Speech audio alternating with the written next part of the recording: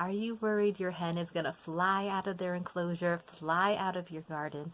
I'm going to show you how to clip a chicken's wing. It's painless, it's safe, it's trimming the flight feathers on one of the chicken's wings, and it makes them feel unbalanced, so when they do that flighty jump, it's more difficult. Hi, I'm Beth. Weekly I share about my little flock of hens in my little garden in the United Kingdom. Keep watching if you're thinking about getting hens or you have chickens but you're unhappy with how they've changed your garden.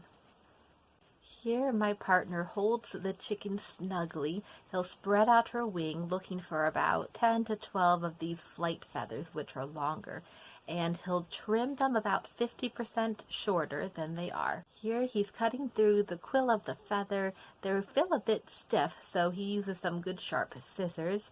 And there's no blood and no nerves in the feather once they've grown fully like this, so there's not going to be any blood coming out. It's not going to hurt them. It's similar, in such maybe cutting your hair.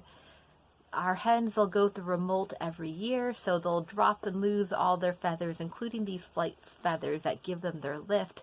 So when the new feathers fully regrow, then we're going to have to do this process again and trim on one wing. Our chickens can make flighty jumps, so they're not flightless like you think of a penguin.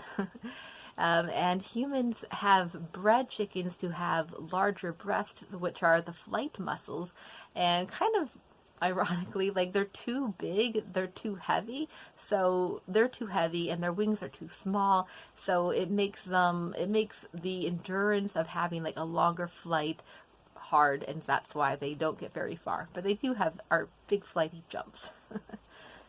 We have kept black rocks, and they're a heavier breed, and they rarely jump over half a meter, which is like 1.5 feet.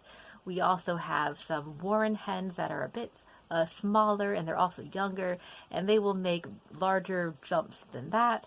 And we also have a bantam at the moment. She's smaller, and she prefers an easier life. She doesn't like to jump or do much unless she needs to. So we don't see her go more than half a meter either.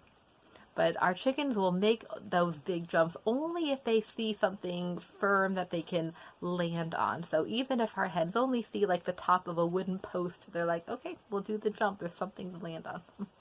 Our garden fencing around the border is 2 meters tall, 6.5 feet, and it seems plenty tall to keep our hens in.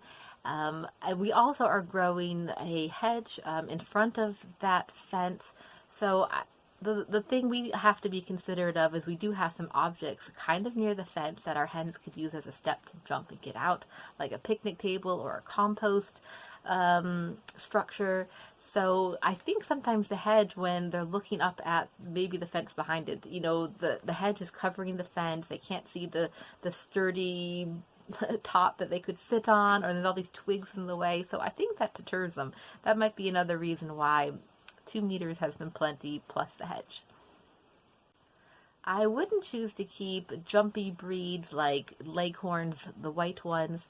We've rescued someone else's Leghorns, a Leghorn chicken that had escaped, and we found it just wandering down our street. So for our small garden and our fencing, it's not a good option for us. The older our hens get, the less inclined I feel they are to make big jumps. So they're aging, and we've got fences, we've got a hedge in front of it, we clip their wings, so all these things help keep our hens in our garden. We haven't had any escapes yet. I say this and something's going to happen this week. That's just life. Have you ever been involved with an escaped chicken? You can share your story in the comments below. I've also made another video about our chickens okay in my garden. Will they ruin it? You can click the link in the description, and I'll see you over there.